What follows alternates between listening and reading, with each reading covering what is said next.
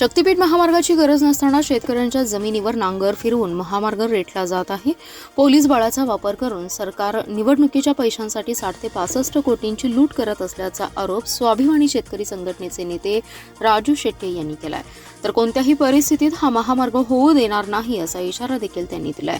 नागपूर गोवा शक्तीपीठ महामार्गासाठी शेतकऱ्यांवर पोलिसी अत्याचार सुरू आहेत। परभणी जिल्ह्यातील शेतकऱ्यांवर झालेल्या अत्याचाराच्या निषेधार्थ सांगली येथील जिल्हाधिकारी कार्यालयावर मोर्चा काढण्यात आला। या मोर्चावेळी माजी खासदार राजू शेट्टी बोलत होते। यावेळी राजू शेट्टी म्हणाले, शक्तीपीठ महामार्गासाठी सुमारे 803 किलोमीटर लांबीवर 1,05,000 कोटींचा अंदाज मांडला जात असताना नाशिक अक्कलकोट 374 किलोमीटर मार्ग 19,000 कोटीत पूर्ण होणार आहे। नाशिक अक्कलकोट मार्गाचा प्रति किलोमीटर खर्च सुमारे 51 कोटी तर शक्तीपीठ महामार्गाचा प्रति किलोमीटर खर्च 124 कोटींवर जात असल्याचा दावा करण्यात आलाय। शक्तीपीठ महामार्ग 803 किलोमीटरसाठी 1,05,000 कोटी एवढा खर्च का? प्रति किलोमीटरचा खर्च 124 कोटी, अर्थात हा महामार्ग 40,000 कोटीमध्ये शक्तीपीठ महामार्ग पूर्ण व्हायला पाहिजे।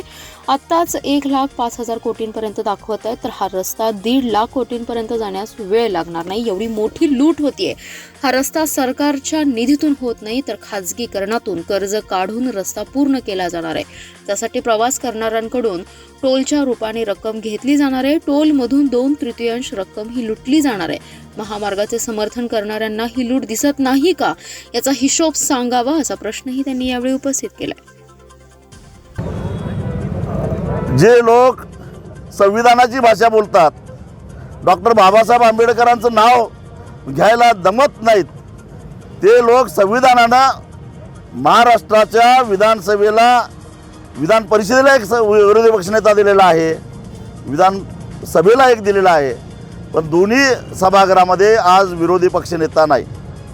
ते सांगतील संख्याबळ पुरेसं नाही आहे, पण या महाराष्ट्रामध्ये यापूर्वीसुद्धा अनेक वेळा संख्याबळ नसताना सुद्धा विरोधी पक्षनेता होता, अशी अनेक उदाहरणं देता येतील। मग आज महाराष्ट्राच्या दोन्ही सभागृहामध्ये विरोधी पक्षनेता का नाही?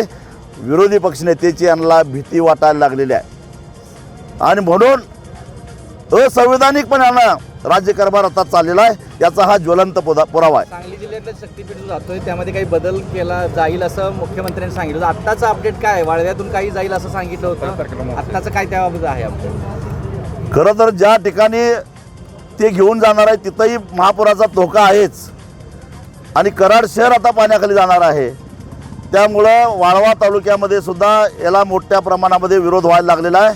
27 तारखेला वाळव्याच्या शेतकऱ्यांनी तहसीलदार कार्यालयावर मोर्चा काढलेला आहे। मुळामध्ये अनावश्यक रस्ता आहे। जो नागपूर रत्नागिरी महामार्ग आहे तो केंद्र सरकारचा आहे, 4 पदरी आहे। गरज भासली तर त्याला रुंद करा, 8 पदरी करा, 4 पदर एक्सप्रेस करा, 4 पदर स्थानिक लोकांच्यासाठी ठेवा, परंतु नवीन रस्ता करायची काही गरज नाही। पण केवळ 65,000 कोटी रुपये मिळतात म्हणून हा नवीन रस्ता करण्याचा घाट घातलेला आहे। एकीकडे अधिवेशन आजपासून सुरू झाले आणि शक्तीपीठच्या विरोधाला तुम्ही राज्यभर एकीकडे नारा देत आहे, कशा पद्धतीचा रोष पुन्हा पाहायला मिळतो?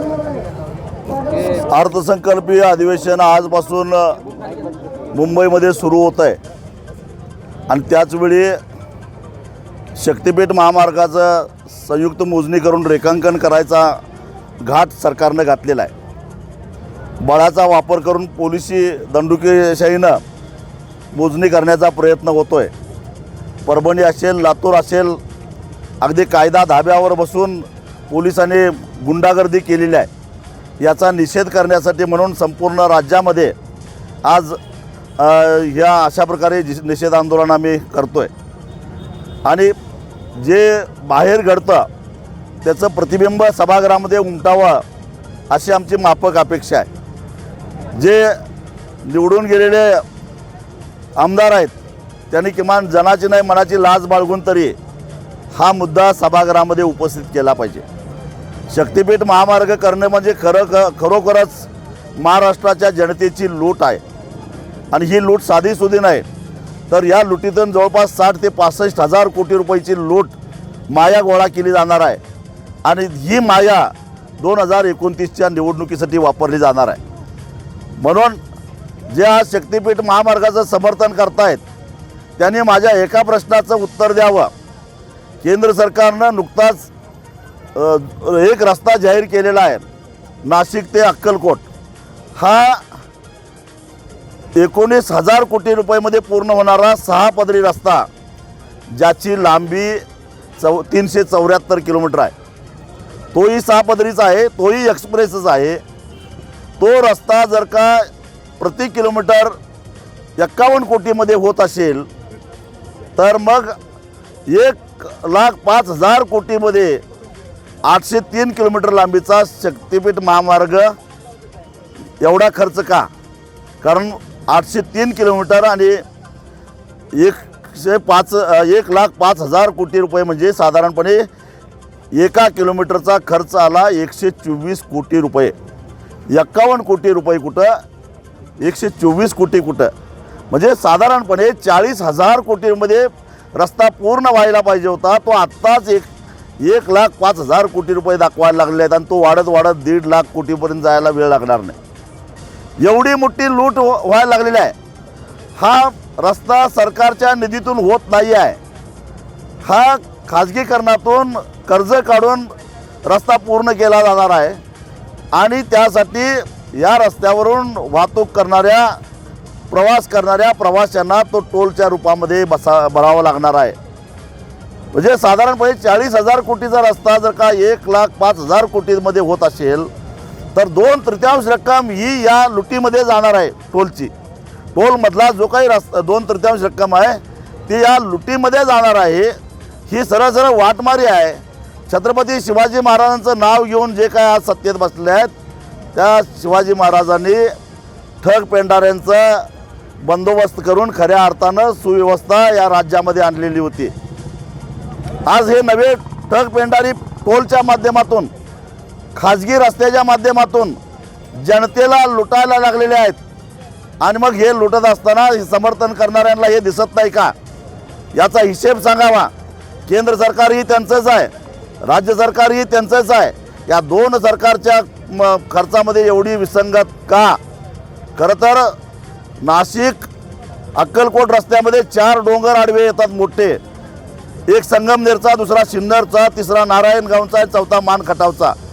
या डोंगरामध्ये एकतर बोगदे काढावे लागतील किंवा डोंगर पूर्ण फोडावा लागेल, तरीसुद्धा तो 51 कोटीमध्ये 1 किलोमीटर होतो. आणि हा सपाट केवळ आजऱ्याजवळ थोडासा सह्याद्रीला बोगदा काढावा लागणार आहे.